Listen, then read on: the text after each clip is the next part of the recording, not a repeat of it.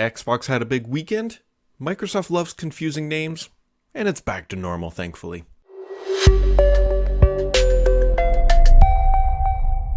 Happy Friday, friends. The camera is a little tilted, apparently. I didn't catch that before I started recording, but you know what? The show must go on because it's a Friday. It's middle of June. It is spicy hot outside. And let's just roll into it because Microsoft did some fun stuff this week. They are back to tried and true classic Microsoft, where they take a name, they butcher it, and they make it more confusing because that is the Microsoft way. And I love talking about it. So, Microsoft named two things this week that are, one's okay-ish, the other one's just baffling. So let's just dive into that. Microsoft this week launched Defenders for individuals for Microsoft 365 personal and family subscribers. If Microsoft doesn't love slapping Defender on names because it's a Defender, it's a security service, everything's getting Defender. I'm surprised we don't have Xbox Defender at this point, but either way, this is a security dashboard to help you kind of keep tabs on everything you do. It's not a bad thing. Like, I'm not downing like what Microsoft is doing, but Microsoft Defender for individuals for Microsoft 365 personal and family subscribers is just a mouthful. But either way, that is now rolling out. The more confusing name that Microsoft announced this week is Microsoft Viva Sales. Now, you might have said, Brad, I've heard the name Viva before. That's like an HR, Qualtrics, interpersonal analytics thing inside the company, and you would be right, my friend. But Viva Sales, not related in any meaningful way to Viva, the platform that you get from Microsoft every single morning if you have that enabled, which is really annoying. But either way, Microsoft Viva Sales is not a Viva module. Actually, it's a Viva sales component that connects to any sales CRM platform as long as it's one of the major ones, and then can be integrated into Teams. So while you're getting your Viva health dashboards from your interpersonal, interwork stuff, you'll also be getting Viva sales insights, but they are totally not related. Because why would you keep Viva for one thing and then a sales for another thing? But either way, here we are. So, either way, Internet Explorer 11 officially gonzo, out the door. Not really, though. So Microsoft said on June 15th, Internet Explorer officially set sail, and we're done with it. But it's not fully true. First off, they're rolling out how they're sunsetting it. So it's not everybody is just suddenly not having access to Internet Explorer. Also, more importantly for a lot of people, MS HTML will remain inside of Windows 11 until at least 2029. Now, that's the back-end engine that is kind of woven into basically Windows at this point, and developers use it. So the front end is certainly gone. You shouldn't be using that. It's being deprecated. You should be using Edge and IE mode if that's not confusing enough. But that is how Microsoft expects you to use it. So there you go. Edge is the future. Internet Explorer is the past.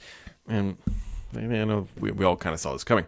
Microsoft also released the first ARM64 build of Visual Studio. Microsoft actually has released a couple things on ARM. Lately, we've seen the ARM native store, and now we have the ARM native version of Visual Studio, at least the first build of it. So they're very slow. I mean, it's taken 10 plus years for this to happen. Microsoft is very slowly continuing its commitment to ARM. And so if you have an ARM device, you in theory can do this. I will tell you that I did try to throw it on my Pro X, and it takes a long time. And so I wouldn't make an ARM your primary machine just quite yet if you're planning on to do some development. Microsoft has also started testing some casual games inside of Teams. This is some more to like pass the time, just kind of like team camaraderie. I'm not expecting this to turn into a game streaming platform by any means, but they are testing that out. I've heard from a couple different people now. Windows 11 also File Explorer tabs. It's happening, my friends. It's happening in the beta channel and the dev channel. So the confusing part here is it sounds like this is coming in 22H2. The frustrating and challenging part of Windows at this point is understanding like what is the release cadence. We don't really know. Microsoft just sort of shoots things out into the world when they're ready and when they feel like it. There's no I don't know anybody who can sit down and rationally say, here's the exact pattern that Microsoft releases Windows 11 updates and how they update and service the OS, because there's about a million different ways that can happen now. So you kind of just like wake up and just roll with it, I guess, at the end of the day. If you're an enterprise and you're trying to develop and plan for these sort of things, good luck, because it's good luck.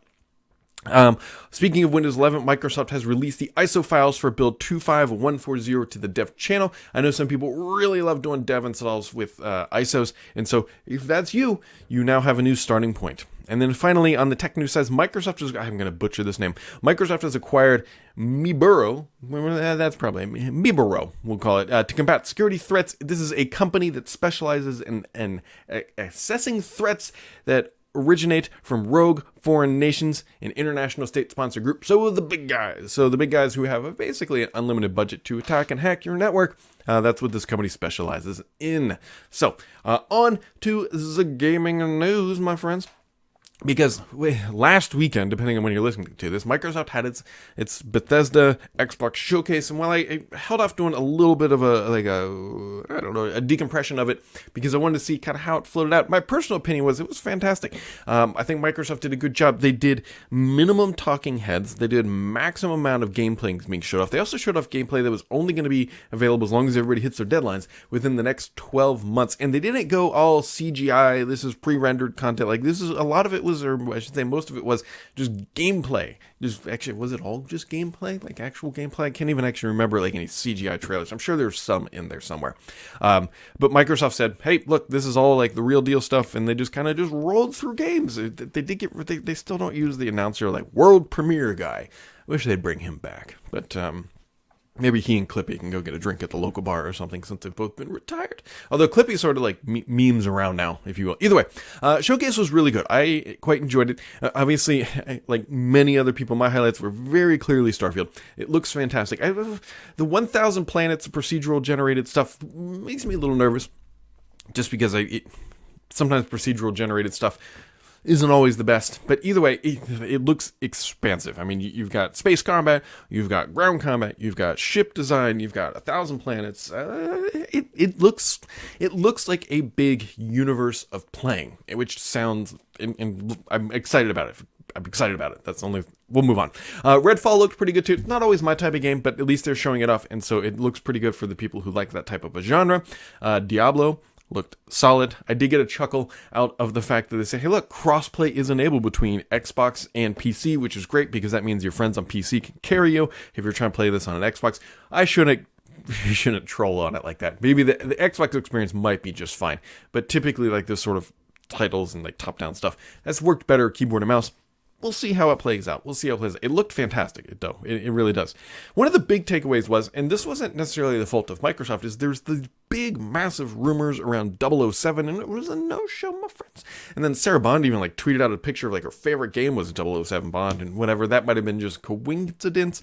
There is a Bond sort of like documentary coming out here, I think later this month, end of June. Maybe that's where it gets announced. Remember, we saw the Xbox achievements show up. That's really what kicked off this rumor. And so a lot of people, myself included, were hoping that we were going to see some news about this.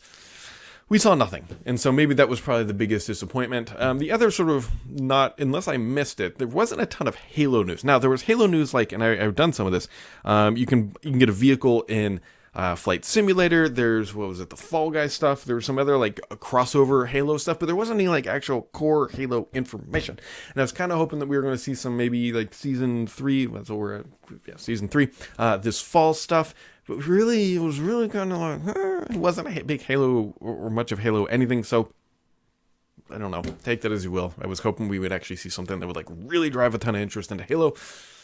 But here we are. And then the last thing which happened in the not the original stream, but then they had like an after show but the next day that had more deep dives and everything else, is Valheim is coming to Xbox Game Pass on, I believe, on day 1, which that should make a lot of people excited, myself included, as I have not played it, but I know that it is massively popular on the PC and it looks quite fun. And so here we are talking about Valheim coming to Xbox Game Pass day 1. That was a nice little news event.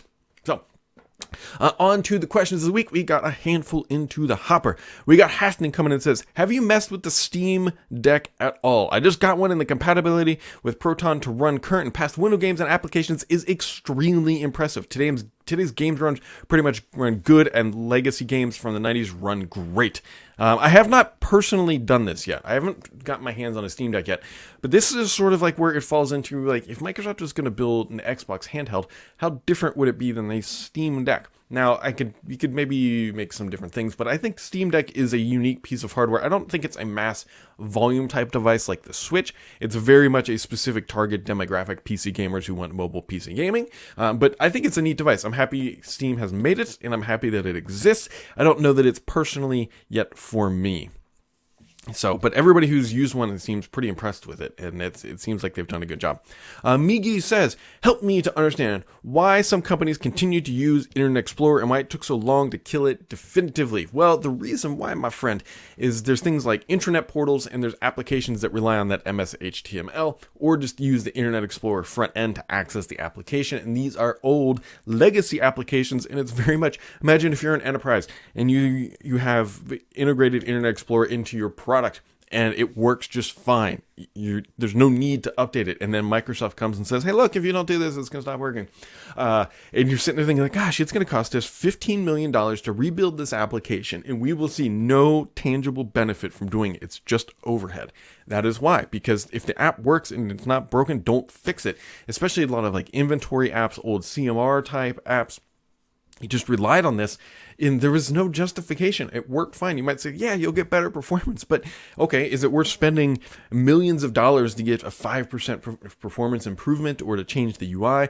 Because more than likely what actually happens is you can't just, the developers who built the original application using MS HTML or Internet Explorer are long gone, or just the knowledge of how it was built is probably scattered and just not great. So it's not so much just like, hey, we'll just update it to use Edge. That's just so easy.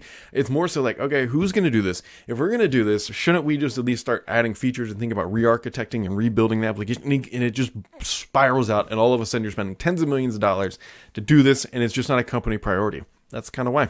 So, Mr. PKI coming in with 2 questions this week.